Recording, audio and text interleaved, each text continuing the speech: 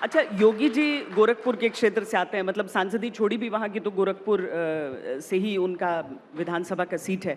आप महाराजगंज क्षेत्र से आते हैं, तो लगभग एक ही क्षेत्र से सीएम भी, पार्टी प्रेसिडेंट भी, कोई सोच है इसके पीछे क्या?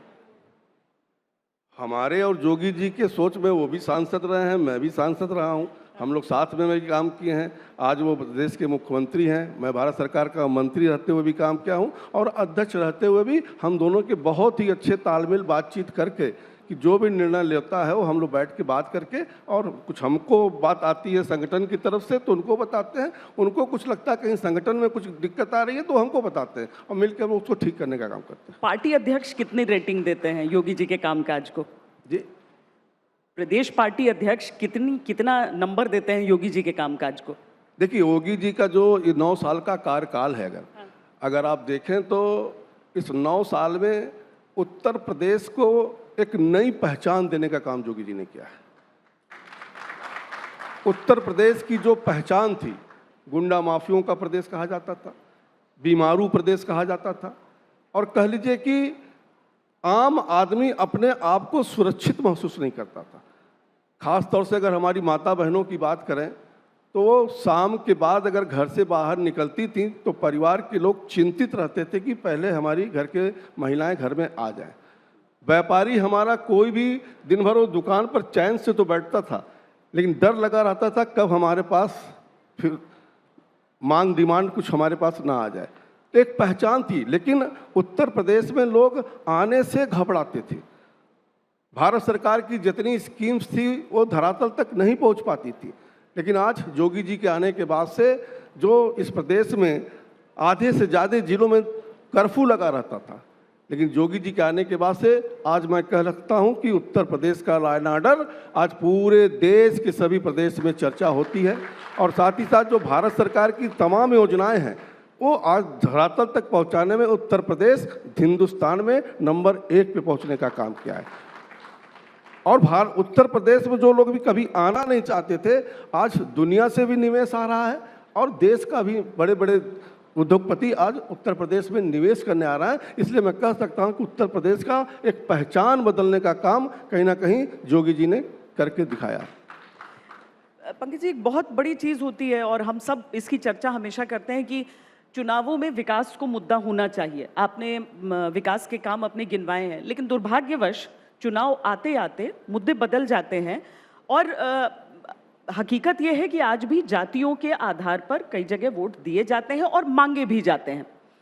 इसी वजह से अगर योगी जी कहते हैं बटोगे तो कटोगे, और सामने एक पीडीए अलायंस होता है, मतलब एक अलायंस होता है जो पीडीए को अपनी ताकत बताता है और उसमें पिछड़ा, दलित, आदिवासी समय समय पर अलग अलग उसका स्वरूप भी बताते हैं। अब आप सब भी नोटिस कर रहे होंगे, अगर राम मंदिर का मुद्दा उठ रहा है तो उसमें जो बीजेपी का शहरी वोटर रहा है उस पर भी निशाना है, जो सवर्ण वोटर हैं उन पर भी निशाना है। ये पीडीए से अगर जातियां अलग अलग होकर वोट देंगी तो ये आपका हिंदुओं को एकजुट रखने का फॉर्मूला क्या होगा?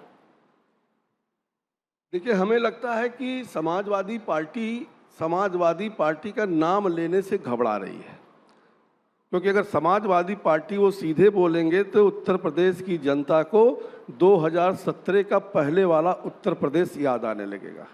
इसलिए वो पीडीए का जो विश्लेषण बार बार करते हैं, जो आप भी कर रही हैं कि बदल रहे हैं, मेरा मानना है कि पारिवारिक दबंगई आधारित पार्टी है ये। और निश्चित तौर से भारतीय जनता पार्टी का जहां तक सवाल है, ए से क्या कहा आपने पंकज जी? अत्याचार। अत्याचार। और जहां तक भारतीय जनता पार्टी की बात करें, अगर आप तो देखें कि भारतीय जनता पार्टी में हम सर्व समाज की राजनीति करते हैं। प्रधानमंत्री जी का खुद का भी नारा है, सबका साथ, सबका विकास, सबका विश्वास और सबका प्रयास का नारा देकर। और मैं दावे के साथ कह सकता हूं कि भारत सरकार की जितनी भी कल्याणकारी योजनाएं चल रही हैं, किसी में भी कोई भेदभाव नहीं किया गया है, चाहे वो किसी जाति का हो, चाहे वो किसी धर्म का हो, सबको एक बराबर देने का काम किया गया है। और मैं मानता हूं कि जाति के आधार पर लोग वोट मांगते हैं, लेकिन विकास भी उसमें विशेष मुद्दा होता है। और क्योंकि हम लोग बिना भेदभाव के कर रहे हैं और भारतीय जनता पार्टी में सभी जातियों का समायोजन भी किया जाता है। अगर आप केंद्रीय मंत्रिमंडल को भी देखेंगी तो करीब करीब बहुत सी जातियों का समायोजन इस सरकार में भी, इसके पहले की भी सरकार में था, उसमें से एक मैं भी यहाँ पर बैठा हूँ। तो ये केवल कहने के लिए है, क्योंकि हमने उनका 4 टर्म मुलायम सिंह जी का बुला करके, अखिलेश जी का मिला करके, उत्तर प्रदेश की जनता ने देखा है कि जो पीडीए का एक नारा देते हैं पिछड़ा वाला, उस कितना महत्व उनको मिला है, कि किन व्यक्तियों को मिला है, किन जातियों को विशेष मिला है, ये उत्तर प्रदेश की जनता जानती है। तो सॉफ्ट हिंदुत्व चलेगा उनका कि नहीं चलेगा? देखिए, चुनाव है, चुनाव में तो विकास का भी मुद्दा चलेगा, जाति का भी मुद्दा चलेगा, हिंदुत्व का भी मुद्दा चलेगा, सभी मुद्दे चलेंगे। सॉफ्ट हिंदुत्व काम कर सकता है अखिलेश यादव का? निश्चित तौर से करेगा। करेगा काम? किसका? अखिलेश यादव का? नहीं, हमारा जोगी नहीं, जी आप और लोग हम तो लोग, हार्ड हिंदुत्व करते हैं। नहीं, हम लोग हार्ड हिंदुत्व भी करते हैं और समाज के सभी वर्गों को लेकर के भी चलने का काम करते हैं। तो सब एक साथ चलेंगे इस मामले में, इसमें कोई आपको संशय नहीं लग रहा है? हिंदुत्व एक विषय है, अभी आपने जात की बात किया, हम समाज के सभी वर्गों को लेकर के भारतीय जनता पार्टी देश को आगे बढ़ाने का काम करती है। क्योंकि जब तक अयोध्या का मामला नहीं आया था, तब तक तो जातियों में बांटकर किस जाति का कितना इनकाउंटर हो रहा है, किस जाति के अपराधी मारे जा रहे हैं, किसके छोड़े जा रहे हैं, ये विश्लेषण चल रहा था। अब जो लोग उस आधार पर राजनीति करते हैं उनकी वही यूएसपी है, लेकिन भारतीय जनता पार्टी का विकास यूएसपी है और समाज को सबको एक साथ लेकर के चलने की यूएसपी है। और प्रधानमंत्री जी का जो लक्ष्य है कि 2047 में भारत को विकसित राष्ट्र बनाना है, तो मंत्री जी का मानना है कि देश के रहने वाले सभी नागरिक, जब तक विकास उनका नहीं होगा और देश में सभी भूभागों में सभी क्षेत्रों का विकास नहीं होगा, तब तक भारत विकसित राष्ट्र नहीं बन सकता है। इसलिए हम सबको लेकर और सभी क्षेत्र को लेकर के भारतीय जनता पार्टी चलती है।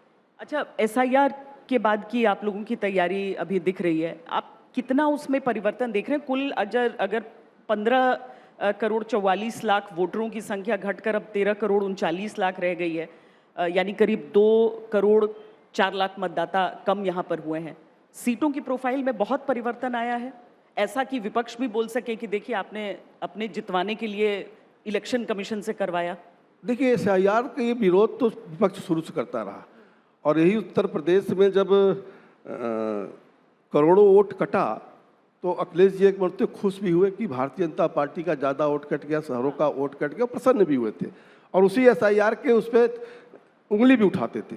लेकिन मेरा मानना है कि एसआईआर में सब ठीक ठाक से पूरा जांच करके हुआ है। जितने भी मरे हुए देवस्थान वाले मतदाता थे, जो लोग स्थान बदल लिए थे, ऐसा परिवर्तन आया। लेकिन हम संगठन आधारित पार्टी हैं, हमारा संगठन इस समय पूरा उस पर फोकस किया हुआ है कि हर बूथ पर वोटर लिस्ट भेज करके एक एक घर में फिर से दिखवाने का काम हम करेंगे कि किसी का नाम छूट गया हो, किसी का नाम गलती से कट गया हो, तो अभी भी उसमें अवसर है, फार्म 6 भरवा करके उसका नाम जुड़वाने का काम करेंगे। एसआईआर कोई समस्या नहीं है। क्योंकि एसआईआर से पहले भी जब अभी उपचुनाव हुए थे कई सीटों के, उसमें हमने ये भी देखा कि कई ऐसी जगह जहां पर मुस्लिम मतदाता भी निर्णायक थे, वहां पर भारतीय जनता पार्टी जीत कर आई थी। तो इस हिसाब से आप सीटों को देख रहे हैं क्या? अभी तो विश्लेषण करना पड़ेगा, बैठ करके एक सीट बाई सीट हम लोग उसको देखेंगे कि कहाँ पर क्या परिस्थिति बनी है, एसआईआर के बाद क्या स्थिति आई है, उसके बाद उस पर निर्णय लेंगे।